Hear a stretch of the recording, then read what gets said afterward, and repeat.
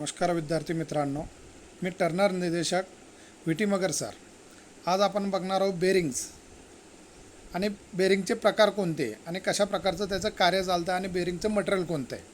आता बेरिंग म्हटल्याच्या नंतर मशीनचे पार्ट, फिरते पार्ट आपल्या लक्षात येतात की त्यांना जोडलेल्या जे काही स्मूथ हालचाल होण्याकरता जोडण्यात आलेले जे काही भाग असतात त्यांना आपण या ठिकाणी बेरिंग म्हणू. बेरिंग म्हटल्याच्या नंतर अशा प्रकारचे या ठिकाणी बॉल बेरिंग आपल्या लक्षात येतात की मोटरच्या जे काही रोटर असतं त्याला दोन्ही बाजूला अशा प्रकारच्या बेरिंग जोडलेल्या असतात. ट्रॅक्टर असेल तर रोलर बेरिंग असतात, काही ठिकाणी विमानाचे पार्ट असतील तर निडल बेरिंग असतात, किंवा लेथ मशीनच्या सारखे जर पार्ट असतील लेथ मशीनच्या लीड स्क्रू सारखे, तर अशा प्रकारच्या थ्रस्ट बेरिंगचा सुद्धा वापर केलेला असतो. असे डबल रोलरच्या सुद्धा सेल्फ अलाइनमेंट बेरिंगसुद्धा दिलेल्या असतात. यांना निडल बेरिंग म्हणतात.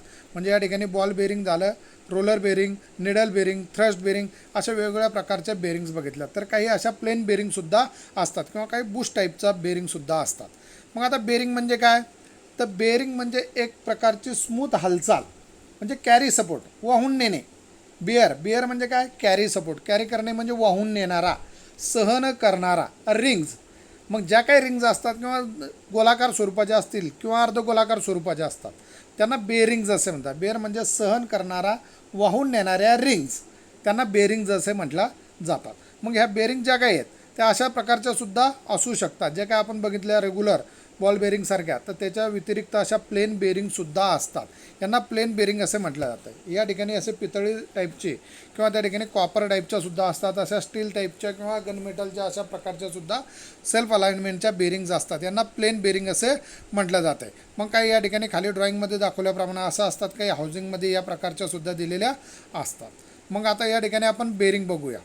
बघा, बेरिंग म्हणजे काय, तर बेरिंगची आवश्यकता कशा करता असते, तर मशीनच्या भागांमध्ये जेथे सापेक्ष गती किंवा रिलेटिव्ह वापरलेला मोशन आवश्यकता असते त्या भागांमध्ये बेरिंगचा उपयोग केला जातो.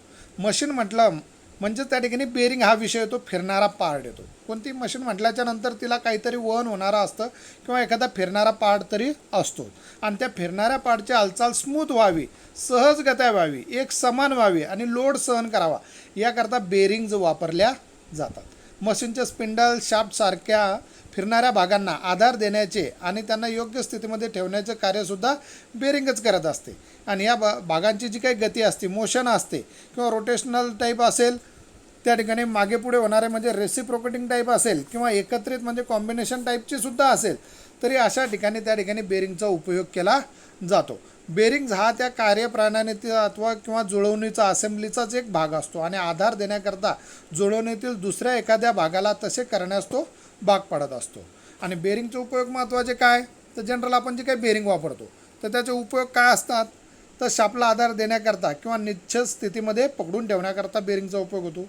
नंबर 2 म्हणजेच काय, फिरणाऱ्या हालचाल करणाऱ्या भागांना नियंत्रित करते. ते म्हणजे एक समान गती ठेवते, त्या ठिकाणी कोणत्याही प्रकारचा अडथळा किंवा त्या ठिकाणी प्रतिबंध येऊ देत नाही. नंतर शाफ्टला सहज फिरवते आणि शाफ्ट फिरताना घर्षण हे कमी स्वरूपात करते आणि त्याची स्मूथ त्या ठिकाणी हालचाल होऊ देत असते. मग आता बेरिंग करता जे काही जनरली मटेरियल वापरलं जातं ते मटेरियल शक्यतोवर बऱ्याच ठिकाणी स्टीलसुद्धा असू शकतं, स्टील पण असतं आहे. ब्रासचे सुद्धा बुशेस आपण बघितलेले आहे, ते सुद्धा बेरिंग, प्लेन बेरिंगचंच उदाहरण असते.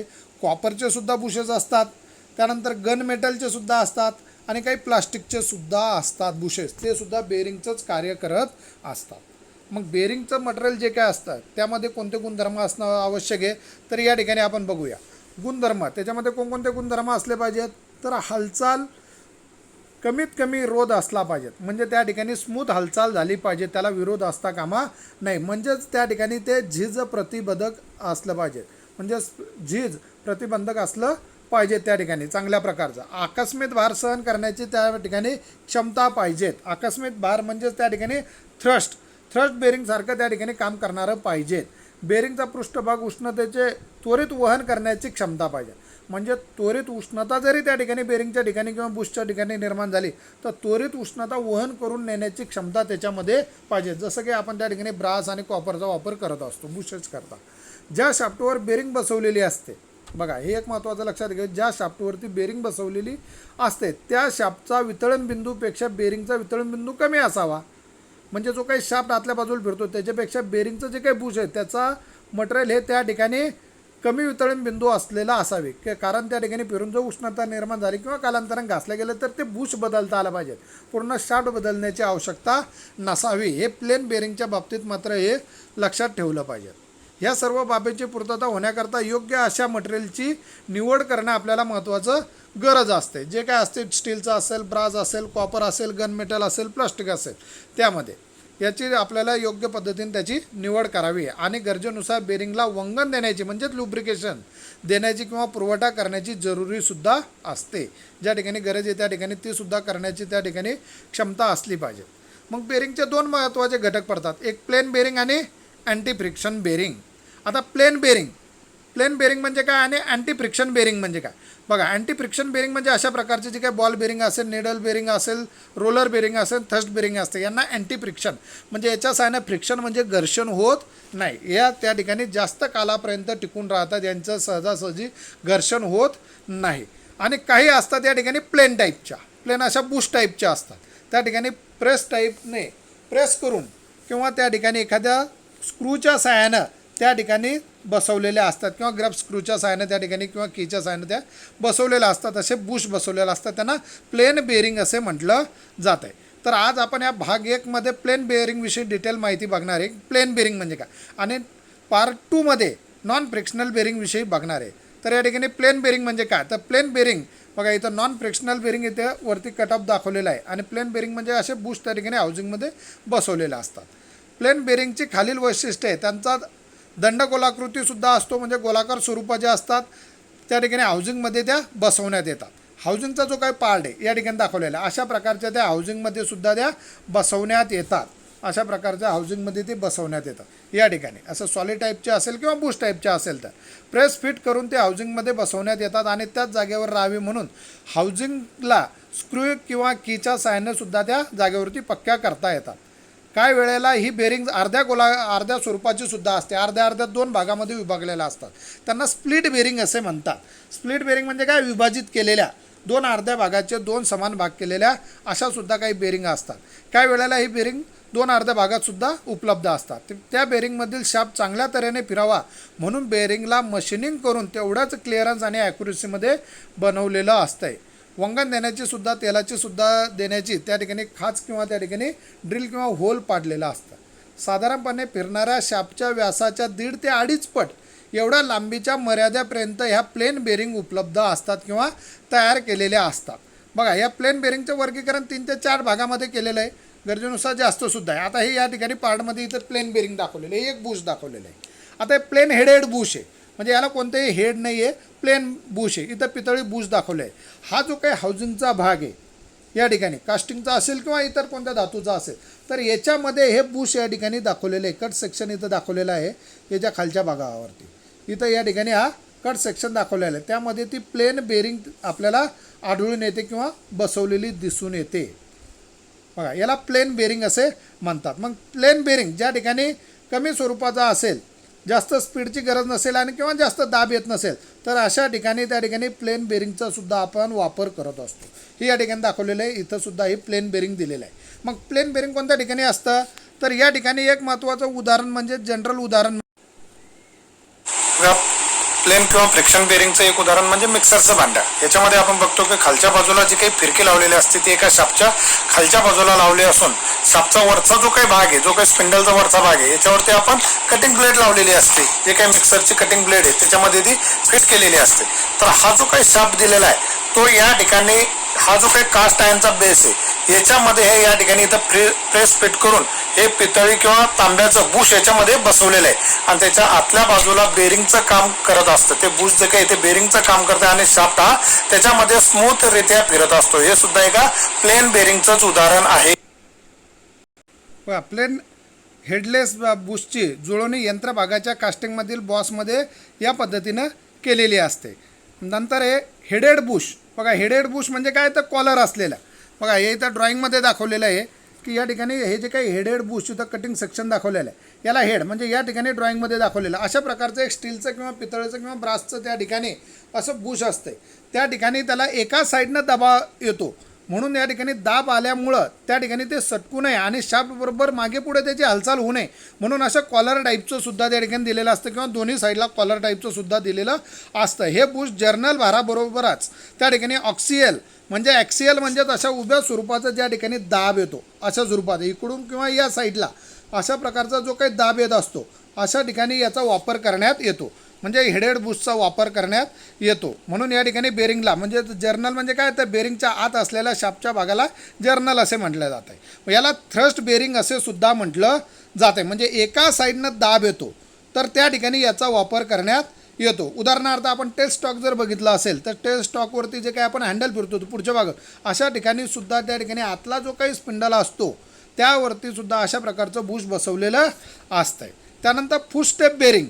फूट स्टेप म्हणजे काय? फूट म्हणजे खालचा भाग पायाचा भाग म्हणून या पायाच्या भागावरती सुद्धा अशा प्रकारचा फूट स्टेप बेरिंगचा सुद्धा वापर करण्यात येतो. मग या ठिकाणी जे काही बेरिंग पॅड आहे असं खालच्या बाजूला दिलेलं आहे ते थोडंसं कर्व टाईपचं असतं. फूट स्टेप बेरिंगचं हा शाफ्ट फिरत असताना लोडमुळे थोडेफार जे काही वरच्या बाजूला त्या ठिकाणी दाब येत असतो बघा वरच्या बाजूला दाब येत असल्यामुळेच अशा प्रकारच्या बेरिंगचा उभा दाब सहन करण्याच्या करिता अशा प्रकारचा पॅडचा वापर केला जातो. त्याला फूट स्टेप बेरिंग असे म्हणतात. जे काही मिक्सरच्या खाली रोटर जे असतं त्याचा खालचा जो काही ॲक्सलचा भाग असतो त्याच्या बाजूला अशा प्रकारचं सुद्धा दिलेलं असतं त्याला फूट स्टेप बेरिंग असं सुद्धा म्हटलं जातं आहे. याच्यानंतरचा जो काय भाग आहे जर्नल बेरिंग. जर्नल बेरिंग किंवा त्या ठिकाणी त्याला सेल्फ अलाइनमेंट बुश बेरिंग असे सुद्धा म्हटलं जातं आहे. बघा ड्रॉइंगमध्ये दाखवलेलं आहे. बघा जर्नल बेरिंग किंवा फूट स्टेप म्हणजे या ठिकाणी सेल्फ अलाइनमेंट बुश बेरिंग असं सुद्धा म्हटलं जातं आहे. या ठिकाणी ही बेरिंग दाखवलेली आहे. या बेरिंगमध्ये सेल्फ अलाइनमेंट करता बेरिंग बुश हे एका स्पेशल स्लीवमध्ये प्रीस फेट केलेलं असतं. यामध्ये बेरिंग बुश जे काय असतं ते बाहेरून वक्राकार स्लीवमध्ये बसवलेलं असतं. बघा हा वक्राकार भाग दिसतो असा आपल्याला. या वक्राकार भागामध्ये प्रेस फिट केलेलं असतं किंवा त्या स्लीवमध्ये त्या पद्धतीनं ते बसवलेलं असतंय. मग यालाच त्या ठिकाणी जर्नल बेरिंग किंवा सेल्फ अलाइनमेंट बुश बेरिंग असे म्हटलं जातं आहे. यामध्ये शाफ्ट फिरत असताना लोडमुळे थोडीफार कोनाकृती किंवा स्लाईड अँग्युलर मिसअलाइनमेंट जरी झाली म्हणजे थोडंफार हालचाल जरी थोडीशी अलाइनमेंट जरी बदलली किंवा विचलन जरी झालं तरी त्याच क्षणाला शाफ्टच्या विचलनानुसार या बेरिंगचे बुशची हालचाल अँग्युलरमध्ये होत असते. या शाफ्टनुसार जुळून घेते त्या शाफ्टला व बेरिंगला त्या दोघांचेही संरक्षण मिळत असते. तर मग हे कशा स्वरूपात असतं तर बघा या ठिकाणी ड्रॉइंगमध्ये दाखवलेलं आहे. बघा या ड्रॉइंगमध्ये इथं दाखवलेले अशा प्रकारची ती अर्धगोलाकारटी असते आणि हे जे काय आतल्या बाजूला हा शाफ्ट असतो आणि ते गोलाकार थोडासा अँगल जरी चेंज जरी झाला ॲक्च्युअल न होता थोडासा अँगल जरी चेंज झाला तर त्या प्रकारचं त्याला ते बेरिंग द्यायचं काम करतं किंवा त्यावरती तो लोड येऊ देत नाही. ज्या ठिकाणी अँग्युलर थोडंसं होण्याची शक्यता नाकारता येत नाही अशा ठिकाणी अशा प्रकारच्या त्या ठिकाणी सेल्फ अलाइनिंग बुश बेरिंगचा वापर करण्यात येतो. बघा याला त्या ठिकाणी जर्नल बेरिंग असे सुद्धा म्हटलं जात आहे. बघा याच्यानंतरचा एक महत्त्वाचा भाग आहे आता अर्ध बेरिंग किंवा त्याला स्प्लिट बेरिंग असे म्हटलं जातं आहे. बघा हा स्प्लिट बेरिंग इथं दाखवलं आहे. स्प्लिट बेरिंग म्हणजे त्या ठिकाणी विभाजित बेरिंग किंवा घटक वेगळे केलेली बेरिंग म्हणजे दोन पार्टमध्ये ही विभागलेले असते. याचे दोन हॉल्स असतात. हॉल्स म्हणजे काय दोन समान अर्धे भाग अशा प्रकारचे त्याला स्प्लिट बेरिंग असे सुद्धा म्हटलं जाते किंवा काहींमध्ये त्या ठिकाणी अर्धे बेरिंग असं सुद्धा म्हटलं जातं आहे. बघा याचं आपण डिटेल माहिती बघणार आहे की सेल्फ बेरिंग म्हणजे काय किंवा त्या ठिकाणी स्प्लिट बेरिंग म्हणजे काय. स्प्लिट म्हणजे विभाजित केलेली दोन अर्ध्या भागांमध्ये केलेली अशा प्रकारचे इथं ड्रॉइंगमध्ये दाखवलेलं आहे. याला त्या ठिकाणी लोअर बेरिंग असं म्हटलं जातं आहे आणि त्याला अप्पर बेरिंग असं म्हटलं जातं आहे. ही जी काही सीट दिलेली आहे किंवा त्या ठिकाणी पार्ट दिलेला आहे ते त्या ठिकाणी अर्ध गोलाकार जे दोन भागामध्ये दिलेलं असतं त्याला स्प्लिट जे काही दिलेलं आहे तो अप्पर आणि त्या ठिकाणी लोअर अशा दोन प्रकारामध्ये दिलेलं असतं. स्प्लिट बेरिंगमध्ये गन मेटलपासून बनवलेल्या किंवा ब्रासपासून बनवलेल्या त्या ठिकाणी हॉल्स असतात. हॉल्स म्हणजे काय तर दोन अर्धे समान भाग. हे प्लमर ब्लॉक किंवा पेडेस्टल ब्लॉकमध्ये त्या ठिकाणी कॅप आणि नट बोल्टच्या भागामध्ये ते उपलब्ध असतात किंवा बसवलेले असतात. इथं ड्रॉइंग दिलेली ही जी काही कॅप आहे वरच्या बाजूला नट बोल्टनी वरच्या बाजूचा हा भाग दिलेला आहे. हा जो काही प्लमर ब्लॉक आहे त्याच्या वरच्या बाजूला ती कॅप बसवलेली आहे. खालच्या बाजूला या ठिकाणी अशा प्रकारचं त्या ठिकाणी अर्धा भाग बसवलेला असतो आणि वरच्या कॅपच्या भागामध्ये सुद्धा अर्धा भाग बसवलेला असतो. या ठिकाणी घर्षण झाल्याच्या नंतर त्याचे ॲडजस्टमेंट करण्यास सोपं जाते आणि ज्या ठिकाणी बेरिंग काढणं किंवा त्या ठिकाणी नवीन दुसरं बसवणं शक्य नसतं त्या ठिकाणी सहज त्या ठिकाणी बेरिंग बसवतोय म्हणून असा अर्धा भागामध्ये त्या उपलब्ध असतात. त्या ब्रासेसच्या टोकास त्या ठिकाणी कॉलरसुद्धा दिलेले असतात की ते शाफ्टबरोबर मागे पुढे होऊ नये म्हणून त्याला कॉलरसुद्धा दिलेल्या असतात दोन्ही बाजूला. स्प्लिट बेरिंग्ज हे 2 भागांमध्ये असल्यामुळे बेरिंगमध्ये शाफ्ट बसवणे व बेरिंगपासून वेगळे करणे यामुळे ते सोपं जात आहे आणि ब्रासेस घासले गेल्यास ॲडजस्टमेंट करणेसुद्धा याच्यामुळं काय होतं आपल्याला सहज शक्य होतात. म्हणून या ठिकाणी अशा प्रकारचं या ठिकाणी हे जे काही बेरिंग दिलेलं आहे त्याला स्प्लिट बेरिंग असे म्हणतात. स्प्लिट बेरिंगचे ब्रासेस प्लमर ब्लॉकमध्ये फिट केले जातात. त्या ब्रासेसला कॉलरमुळे ब्लॉकमध्ये शाफ्टच्या लांबीच्या दिशेने ब्रासेसची हालचाल टाळली जाते आणि त्याचप्रमाणे शाफ्टबरोबर ब्रासेस फिरू नये यासाठी तळाच्या भागावरती स्नग म्हणजे बारीकसा स्क्रू जो काय असतो विदाऊट हेडेडचा त्याला स्नग म्हणतो आपण, त्याला तो बसवलेला असतो आणि बेरिंगची कॅप प्लमर ब्लॉकच्या वरील बाजूस बसून नट बोल्टने ती फिट केली जाते. वरील बाजूला जी काही कॅप बसवलेली असते त्यामध्ये अर्धे बेरिंग असते, अप्परचा हॉल्स त्या ठिकाणी बसवलेला असतो, फिट केली जाते. ते स्क्वेअर किंवा हेक्झागॉनल बोल्टच्या सहाय्याने ते फिट करतात. थिन वॉल हाफ बेरिंग जे असतात, थिन म्हणजे एकदम पातळ स्वरूपाच्या, इथं आपण जे काही बघितलेलं आहे या ड्रॉइंगमध्ये बघितलेलं आहे अशा पातळ स्वरूपाच्या ज्या काही हॉल्स असतात, 2 अर्ध भाग असतात, ते शक्यतोवर ऑइल इंजिन असेल किंवा क्रॅप शाफ्ट असतील यामध्ये बेरिंग म्हणून वापर करण्यात येतात. या बेरिंगमध्ये स्टील बॅकिंग प्लेटवरती व्हाईट मेटल लायनिंग केलेलं असतं. या स्टीलच्या त्या ठिकाणी हॉल्स असतात आणि त्यावरती व्हाईट मेटल जे काय हार्ड मेटल असतं आणि ते चकाकी असते, स्मूथनेस चांगलापणा असतो, त्याच्या लायनिंग त्या ठिकाणी केलेल्या असतात घर्षण होऊ नये म्हणून. अशा बेरिंगला मेटॅलिक बेरिंगसुद्धा म्हटलं जातं आहे. स्प्लिट बेरिंगचा उपयोग अधिक तसेच कमी जास्त लोड असलेल्या ठिकाणी किंवा जास्त स्पीड असलेल्या ठिकाणीसुद्धा आपल्याला करता येतो. बघा या ठिकाणी जे काही दिलेलं आहे बघा कनेक्टिंग रॉड दिलेला आहे. हा कनेक्टिंग रॉड कशाचा आहे, जे काही पिस्टन आहे, पिस्टनमध्ये हा कनेक्टिंग रॉड आपण खालीवर आपण इंजिनमध्ये फिरत असतो. याच्या आतल्या बाजूला हे जे काही अप्पर कनेक्टिंग रॉड बेरिंग दिलेली आहे आणि खालच्या बाजूला हे जे काही कॅप असते, हा जो काही कॅपचा भाग आहे याच्यावरती अर्ध बेरिंग त्या लोअर कनेक्टिंग रॉड बेरिंग बसवलेली असते आणि नंतर तो त्या ठिकाणी क्रँक शाफ्टला त्या ठिकाणी फिट होता आणि नंतर तो कनेक्टिंग रॉड क्रँक शाफ्टनुसार मागे पुढे हालचाल करते आणि कनेक्टिंग रॉडचे हे जे काही 2 बोल्ट आहे याच्या सहाय्याने हे इथं फिट केलं जाते. म्हणजे असे त्या ठिकाणी फिटिंग केलेली असते आणि याच्यामध्ये हे जे काही आतल्या बाजूला जी काही पातळ किंवा थिन बेरिंग असते ती त्या ठिकाणी बसवली जाते. मग अशा ठिकाणी असं क्रँक शाफ्टमध्ये जे काही रॉड असतो याच्यामध्ये अशा प्रकारे ही कॅपच्या सायने फिट करून बेरिंग बसवला जाते किंवा त्यामध्ये ती ॲडजस्ट केलेले असतात. क्रॅम्प शाफ्टचं सुद्धा उदाहरण आपण या ठिकाणी बघूया.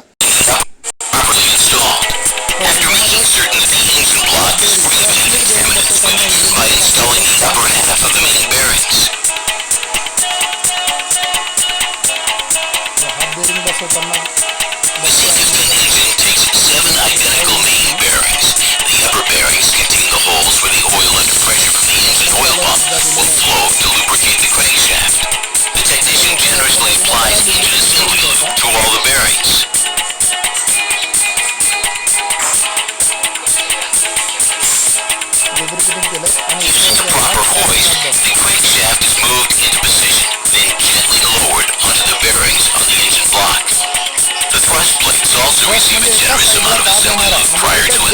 त्याच्यामध्ये अशा प्रकारे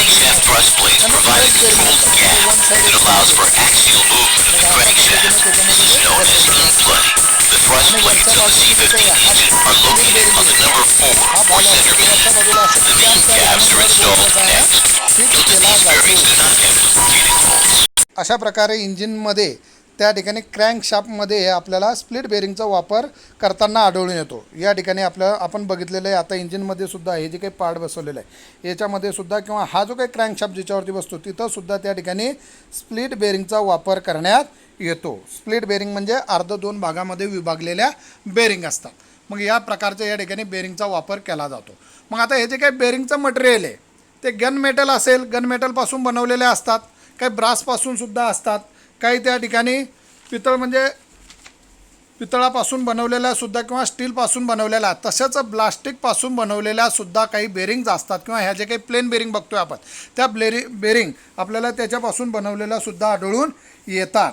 मग या ठिकाणी जे काही बेरिंगचं प्लास्टिक बेरिंग असेल ते पार्ट फिरताना बघा, आपण गन मेटल बघितलं किंवा ब्रासचं बघितलं किंवा त्या ठिकाणी जे काही तांब्याचं असेल, त्या कॉपरचं असतील ते बुशेससुद्धा बघितले. परंतु प्लास्टिकचं जे काही असतात तर या ठिकाणी कापड उद्योगामध्ये जे काही मशीन वापरल्या जातात त्या ठिकाणी सुद्धा ज्या ठिकाणी उष्णता 100 डिग्री ते 250 डिग्रीपेक्षा जास्त निर्माण होत नाही पार्ट फिरताना, अशा ठिकाणी प्लास्टिक बुशसुद्धा वापरले जातात. पार्ट फिरताना आवाज येत नाही ते वापरल्यामुळं, म्हणजे प्लास्टिक बेरिंग वापरल्यामुळं लुब्रिकेशनची त्याला गरज भासत नाही, त्या ठिकाणी ते गंजत पण नाही आणि सहज मोल्डिंगमध्ये त्या ठिकाणी उपलब्ध करून आपल्याला मिळवता येतात. म्हणून त्या ठिकाणी प्लास्टिक बेरिंगचा वापर त्या ठिकाणी केला जातो. प्लास्टिकमध्ये म्हणजेच नायलॉन असेल, टेललॉम असेल, लॅमिनेटेड फेनॉलिक्स असेल, अशा प्रकारच्या त्या बेरिंग्ज उपलब्ध असतात. म्हणजे हे मेटल त्या ठिकाणी बेरिंगचं वेगवेगळ्या दिलेलं आहे. बघा, हा लेसन आपला भाग 1 संपलेला आहे प्लेन बेरिंगचा. याच्यानंतरच्या नेक्स्ट लेसनमध्ये बघणार आहे आपण अँटी फ्रिक्शनल बेरिंग्स. ओके, धन्यवाद. व्हिडिओ आवडला असेल नक्कीच लाईक करा, शेअर करा आणि सबस्क्राईब करायला प्लीज विसरू नका. धन्यवाद मित्रांनो.